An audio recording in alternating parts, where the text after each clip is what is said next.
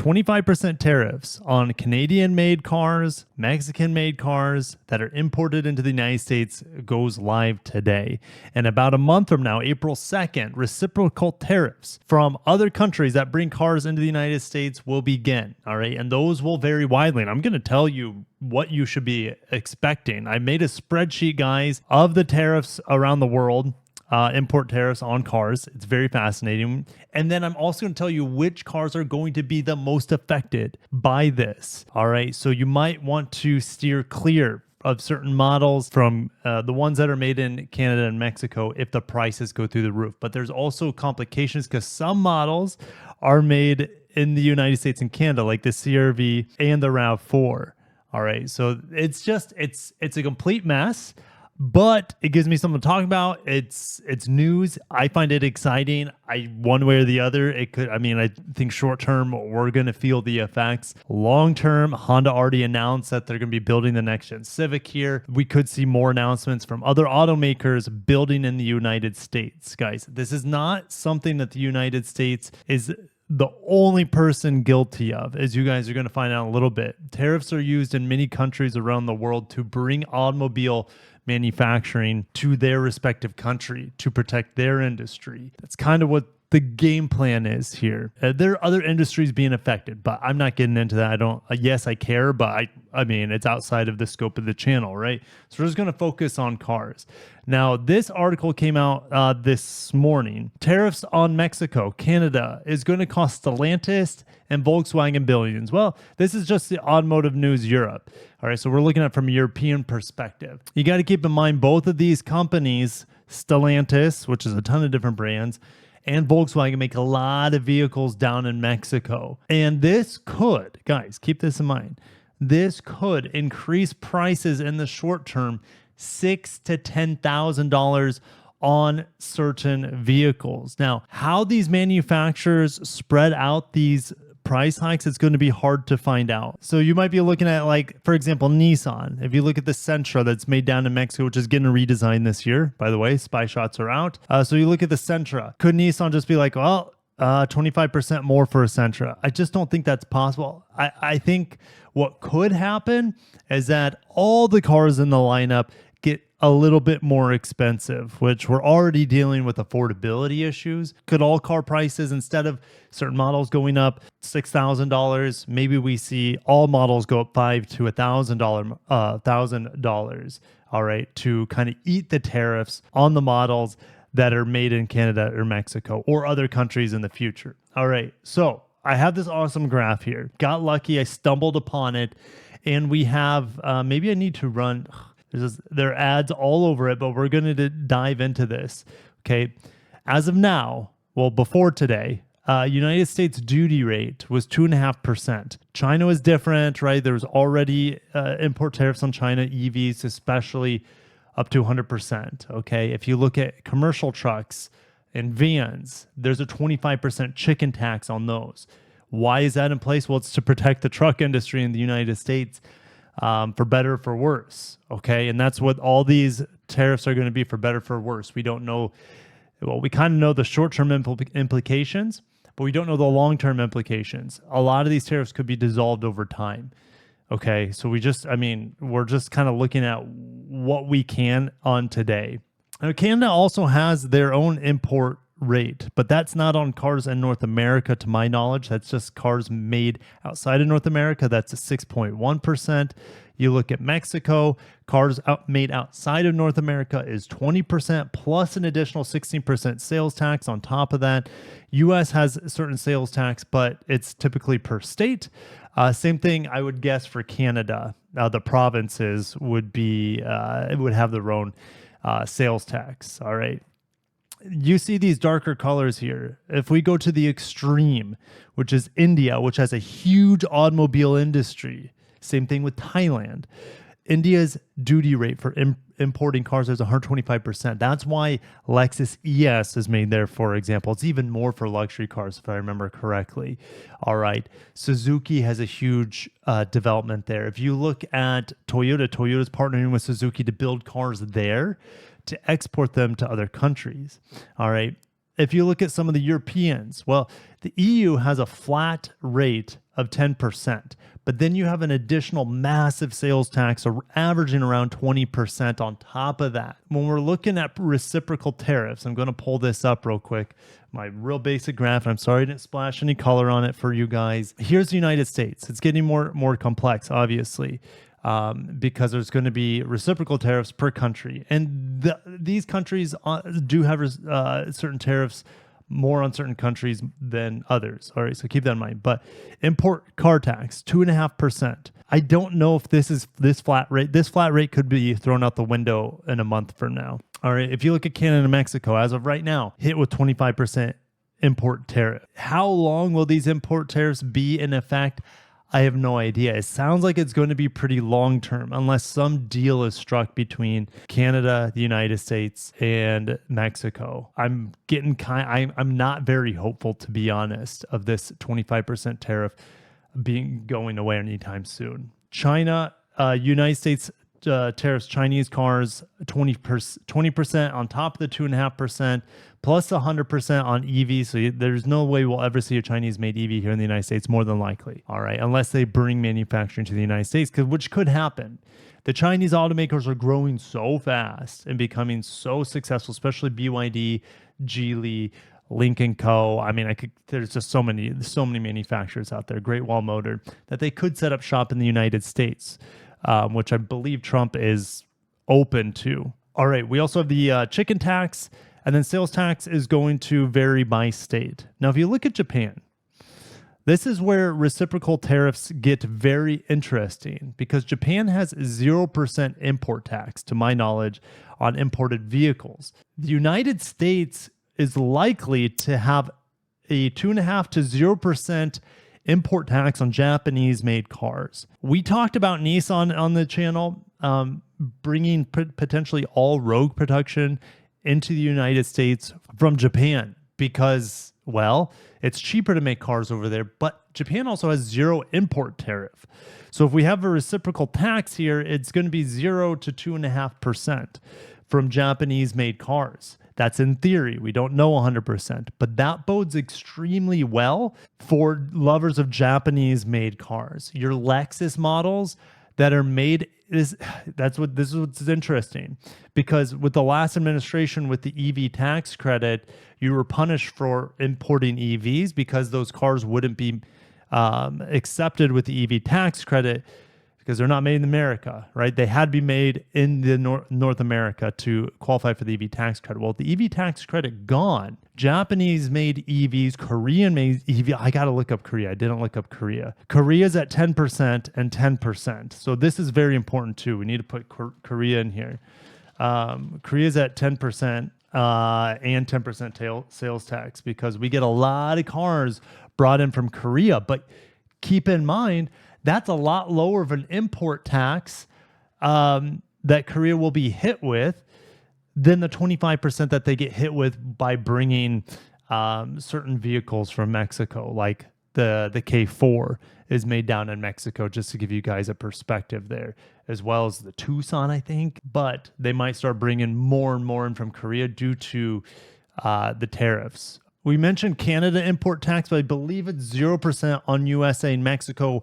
That's probably going to go out the window. Same thing here. It's probably going to go up to 25%. All right. So we'll just put maybe a 0% here and a 0% here, but it could go up to 25% as a reciprocal tariff to what the United States is doing.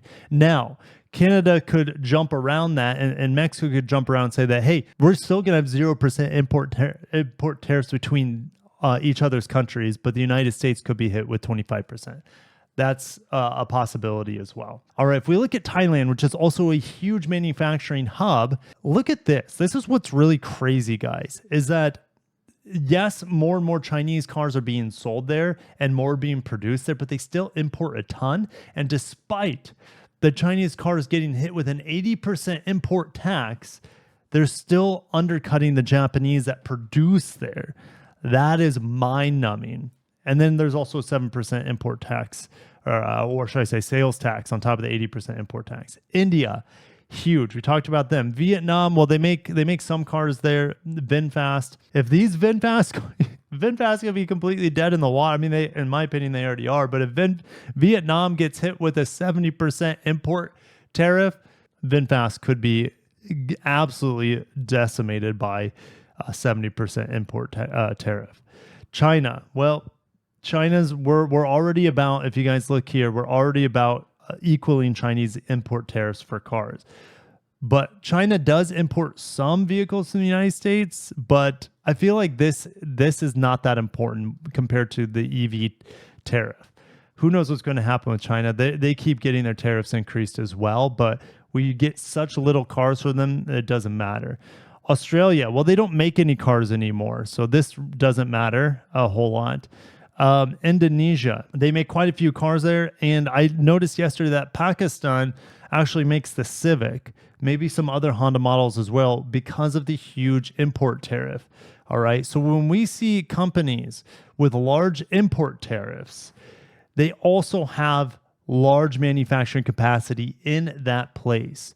I think that's what the Trump administration's hoping for, is that, well, if we increase import tariffs, manufacturers will have to come to the United States. I get it, but I just don't know like what the effects are going to be, right? Long-term, short-term. Long-term, it sounds like a good idea to bring more jobs, bring more manufacturing here to the United States, but short-term, it's just pandemonium. These vehicles over at cars.com, most American made. These cars should be affected the absolute least from tariffs, at least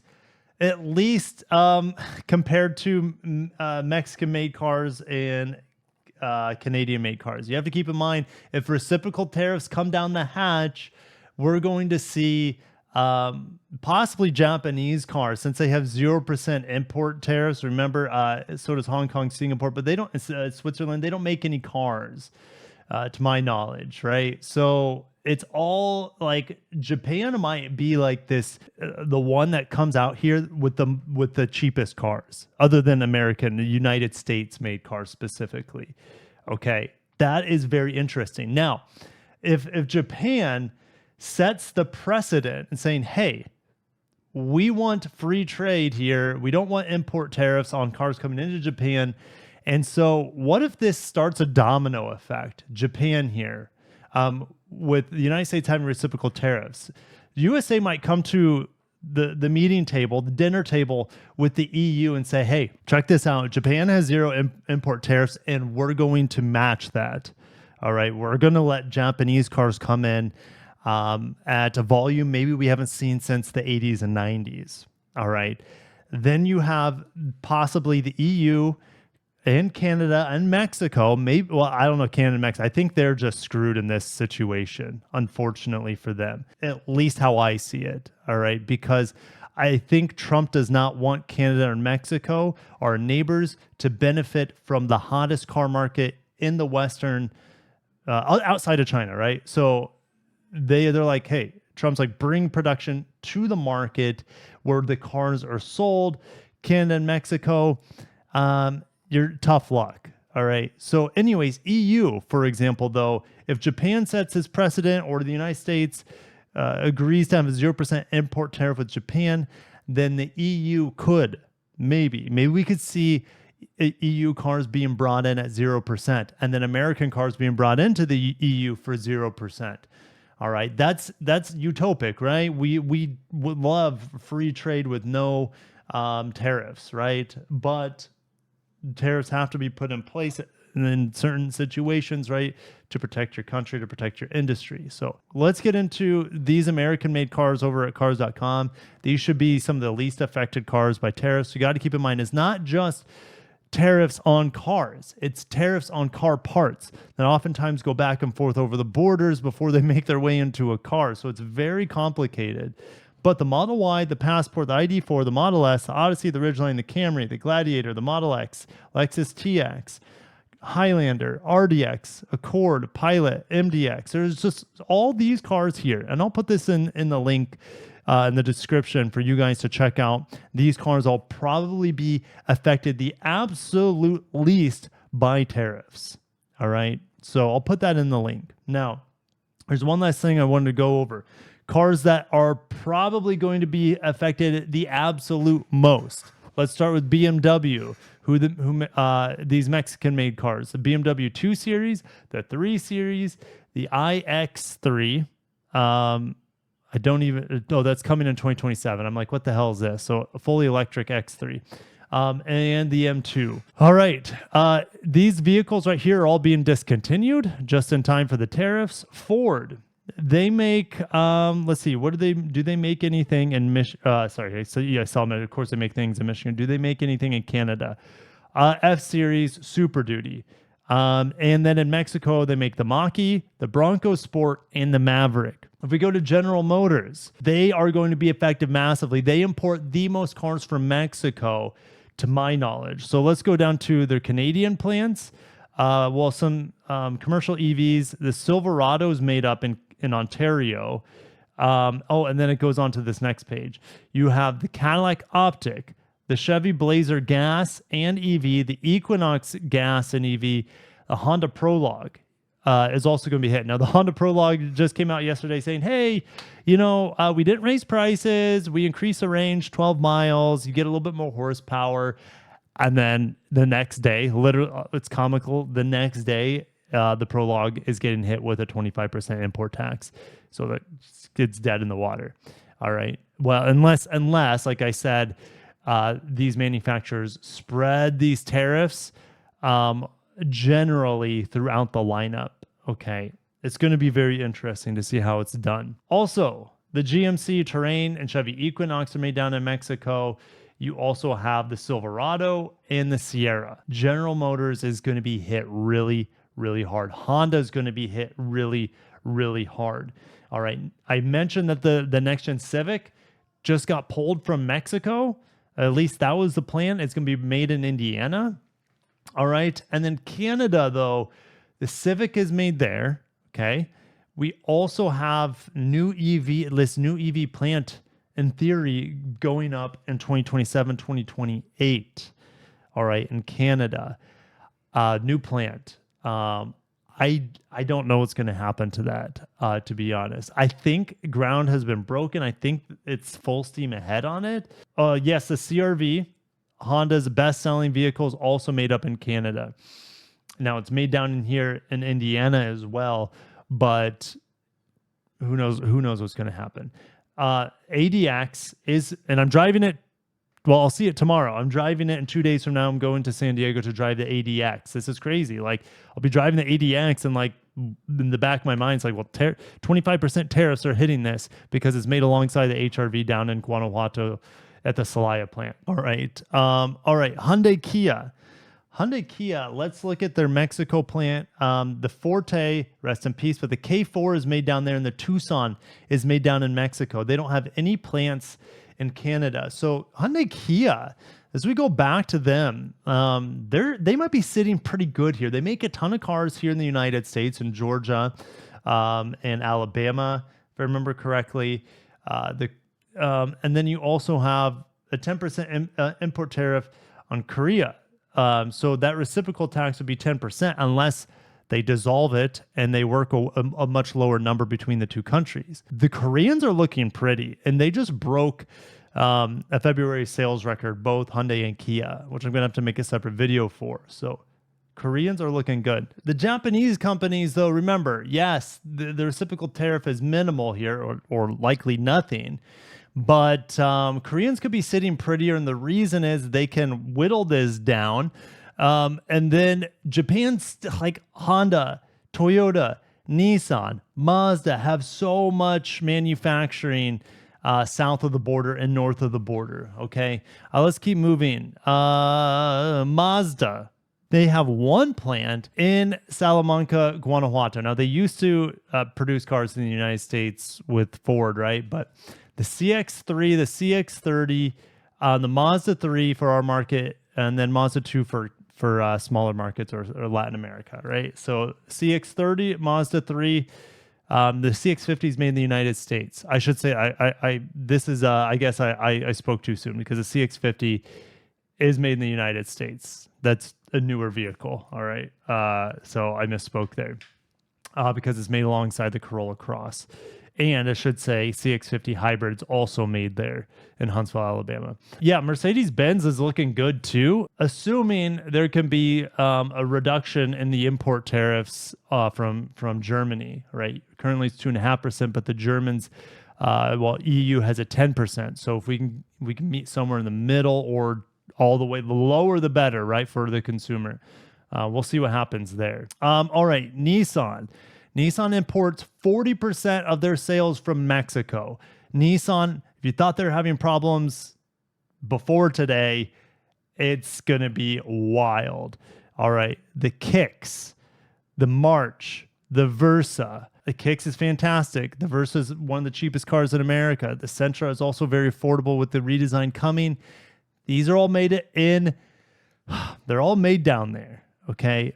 All the Frontiers that we get in the United States that I'm aware are not, they're made in Canton, Mississippi. So you don't have to worry about the Frontier going up in theory. So yeah, Nissan, not looking good for them. However, maybe they can really focus on the importation from Japan. All right, Rivian, they just make it in Normal, Illinois, where Mitsubishi used to have their plant. Okay, it is the old Mitsubishi plant. Stellantis, well, Canada. Jeep Compass, well, the new one coming. And then you have the Pacifica up in Canada as well. The Voyager, and then upcoming Dodge Charger and Stealth. Well, the Dodge Charger is made there. The Dodge Charger EV and the Stealth. But the Dodge Charger will also have the inline six. Okay, but Stellantis, like I mentioned when I started this video, Stellantis is big time on the line because they're so heavily invested down in Canada. All right. You have Mexico producing for Stellantis Ram heavy duty trucks. You also have the Cherokee, the Compass, the Wagoneer. And moving on to Subaru. Subaru's fine. Subaru imports from Japan and they make in the United States.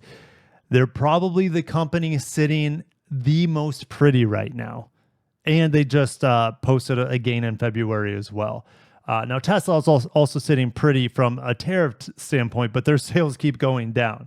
All right. Now, Toyota, guys, Toyota is going to be hit pretty hard. Japan, it could be a lifeline for them. Okay.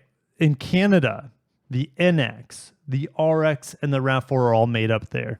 Huge volume sellers. The RX is a best-selling Lexus. The NX is a second best-selling Lexus, and the RAV4 is a best-selling Toyota.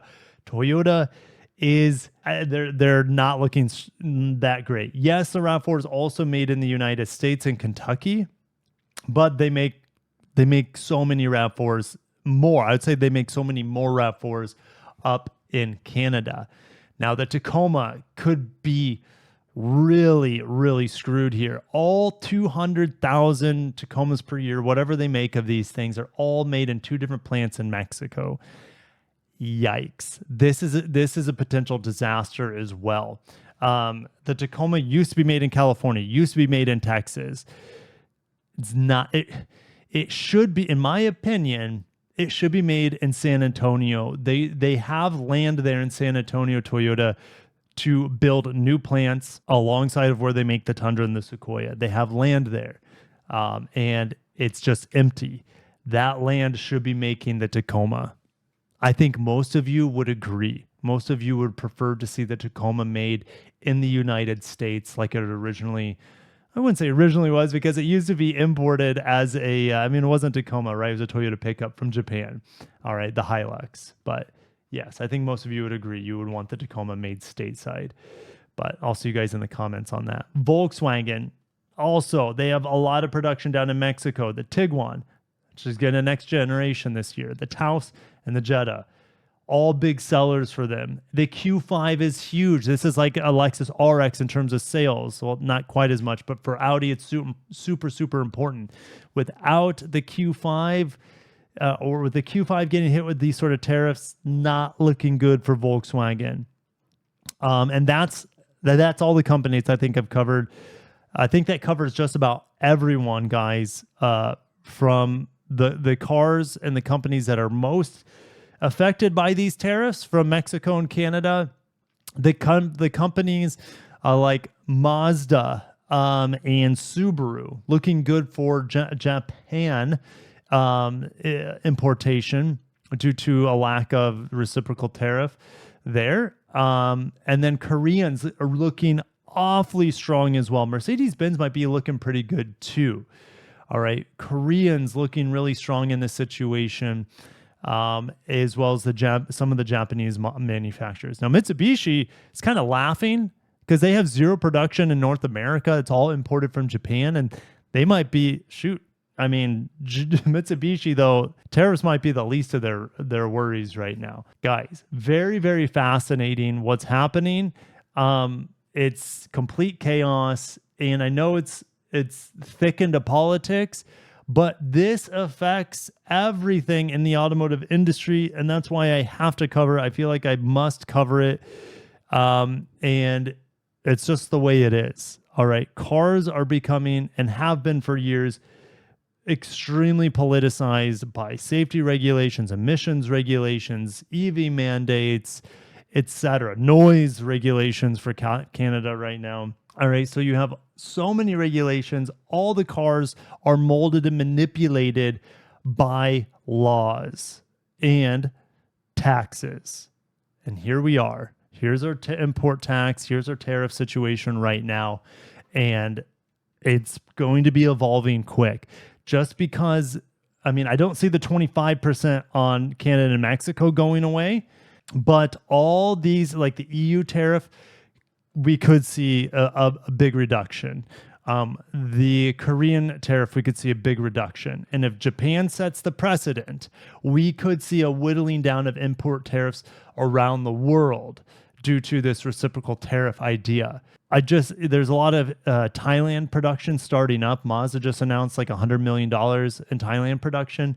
But if their import tariff is 80%, you can only imagine what it would be. It would probably be 80% if we were to import cars from Thailand. The last and the only car that I'm aware of was imported from Thailand was the Mirage, and that's been discontinued. So let the trade wars begin, guys. Let the tariff wars begin. Let's hope for the consumer that long-term this is going to be a good thing. And let's hope long-term that it'll bring more jobs to America, more manufacturing to America. But who knows what the short term could just be a complete dismantling of the North American auto assembly machine. Make sure you're locked into the channel. This is going to be evolving and evolving. I bet there's going to be deals cut with certain countries in the European Union to reduce tariffs. I'm hopeful, and Korea. And God bless Japan with their 0% import tariff. Okay. Thank you for watching. Stay tuned for more. Have a great day. And let's just hope for the best, guys. Peace out.